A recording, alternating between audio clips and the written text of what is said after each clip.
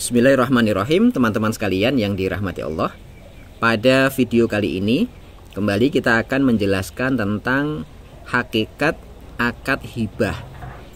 Kapan akad hibah itu boleh dilakukan sehingga dianggap sah, dan untuk siapa hibah itu diperuntukkan, dan sekaligus bagaimana tata cara melaksanakan akad hibah yang baik dan benar. Baik teman-teman sekalian yang dirahmati Allah, sebagaimana kita tahu bersama bahwa akad hibah itu merupakan salah satu instrumen untuk perpindahan hak milik dari seseorang kepada orang lainnya yang dibolehkan oleh syariat Islam.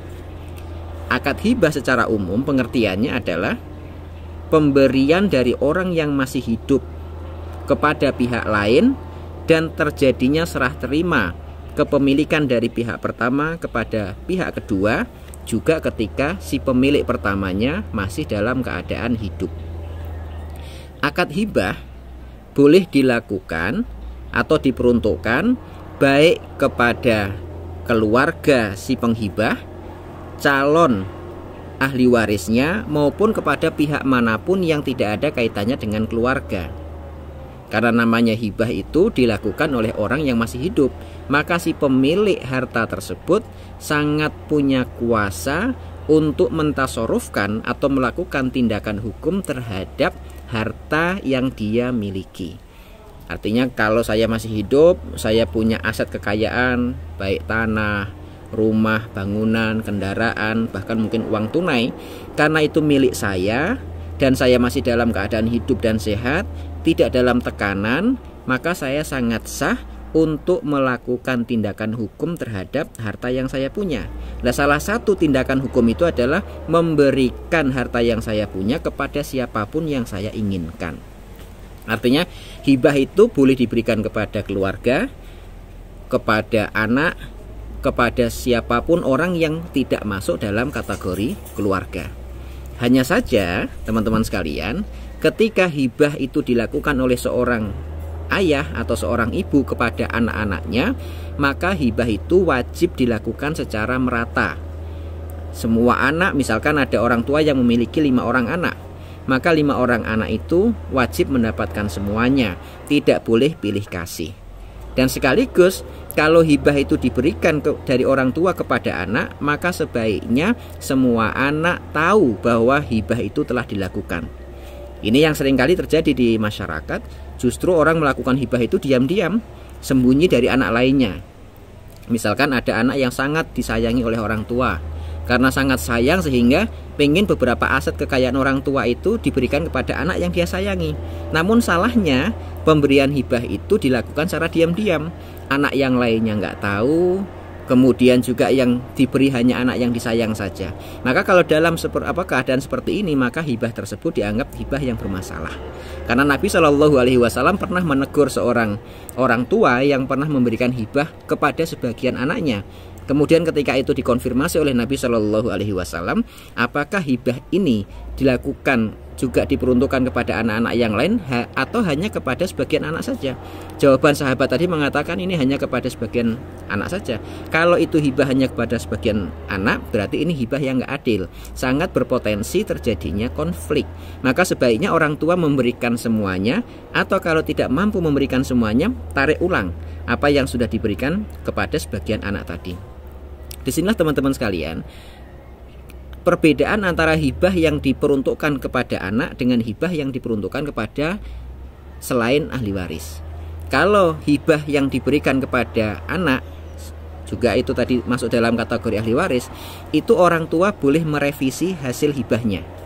Misal tadi sudah terlanjur memberikan hibah berupa rumah kepada seorang anak, dan anak yang lain nggak dapat dan nggak ikhlas, tidak ridho dengan keputusan itu tadi, maka si anak, bukan si anak, orang tuanya boleh merevisi karena melihat anak-anaknya akan terjadi konflik. Maka orang tua merevisinya, baik revisinya itu dalam bentuk, udah kalau gitu bapak akan memberikan satu persatu rumah kepada kalian biar adil. Atau kalau orang tua tidak mampu, maka sebaiknya hibah itu ditarik ulang gitu. Nah, itu terjadi ketika orang tua masih hidup.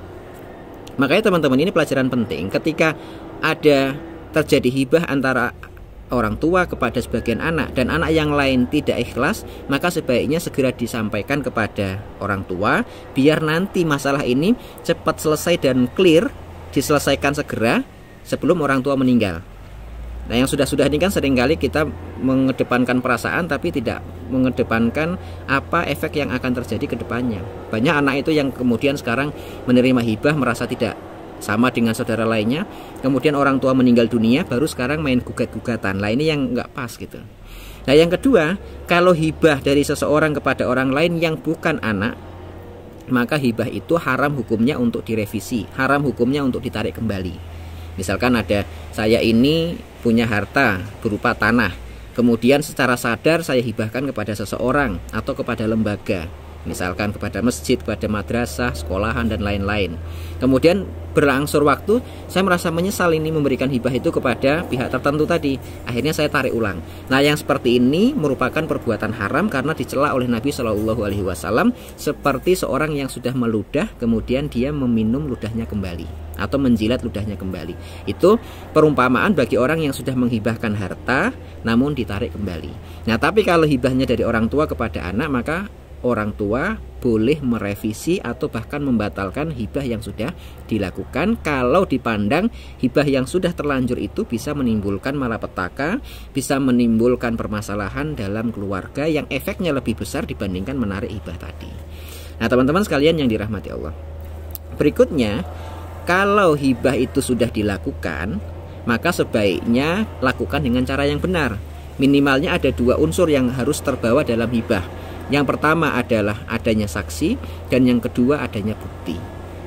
Maksud saya, 2 hal ini merupakan perkara yang sangat membantu ketika nanti terjadinya sengketa. Agar nanti juga tidak semua orang mengaku-ngaku. Nah, ini yang sering kali terjadi di masyarakat itu apa? Ada anak yang ketika orang tua meninggal dunia bilang, oh ini dulu rumah sudah pernah diberikan kepada saya, oh ini kebun sudah pernah diserahkan oleh bapak kepada saya. Nah, sekarang anak-anak yang lain mestinya kalau terjadi sengketa semacam ini tanya, mana buktinya kalau bapak sudah pernah memberikan ini kepada kamu, sudah melakukan serah terima kepada kamu gitu. Nah, minimalnya ada 2, kalau bukti tertulis atau adanya saksi. Ini jika dimungkinkan terjadinya sengketa antara anak dengan anak yang lain yang tidak menerima hibah. Nah, 2 hal ini penting karena biar orang itu tidak mudah menyebut bahwa ini sudah milik saya, oh ini sudah dihibahkan ke saya. Maka 2 unsur inilah yang akan menjaga semua aset tadi. Kalau 2 unsur ini nggak ada, maka yang menjadi penting adalah saling percaya. Kalau tidak ada yang percaya berarti 2 ini harus ada. Kalau nggak ada berarti hibah itu dikatakan tidak sah. Baik teman-teman sekalian yang dirahmati Allah, itu ya tadi sekilas tentang hibah. Makanya hibah itu kalau sudah dilakukan oleh orang tua ketika mereka masih hidup, kemudian serah terimanya juga ketika orang tua masih hidup. Maksud saya serah terima itu berarti apa yang sudah dihibahkan oleh orang tua, sekalipun orang tua belum meninggal dunia, anak yang menerima hibah itu sangat boleh melakukan tindakan hukum atas barang yang diterima dari orang tuanya dari hibah tadi itu. Itu yang paling penting. Makanya orang tua juga tidak boleh main pilih kasih kepada seorang anak saja sehingga dia yang menerima hibah sedangkan anak yang lainnya tidak menerima hibah. Nah, kalau anak sudah paham ketika orang tua masih hidup ini hibah untuk si fulan, hibah untuk si fulan, untuk si fulan, dan tidak ada permasalahan lagi setelah itu, maka ketika nanti orang tua meninggal dunia jangan pernah ada yang menggugat hasil hibah yang sudah dilakukan orang tua kepada para anak. Termasuk hibah orang tua kepada orang lain, misalkan anak-anak semuanya paham, jangan pernah digugat karena itu perbuatan yang sangat tercela. Terutama tadi kalau hibah itu kepada orang lain itu nggak boleh. Ahli waris tidak boleh menggugat apa yang sudah diberikan orang tua kepada pihak tertentu, terutama jika unsur-unsur bukti dan saksi sudah terpenuhi semuanya. Itu tadi ya, sekali lagi, hibah jangan menggunakan syarat kematian. Saya berikan ini untuk kamu, tapi nanti boleh diambil kalau saya sudah meninggal dunia. Itu bukan hibah, tapi itu namanya wasiat. Nanti babnya sendiri kita akan bahas pada bab wasiat. Terima kasih.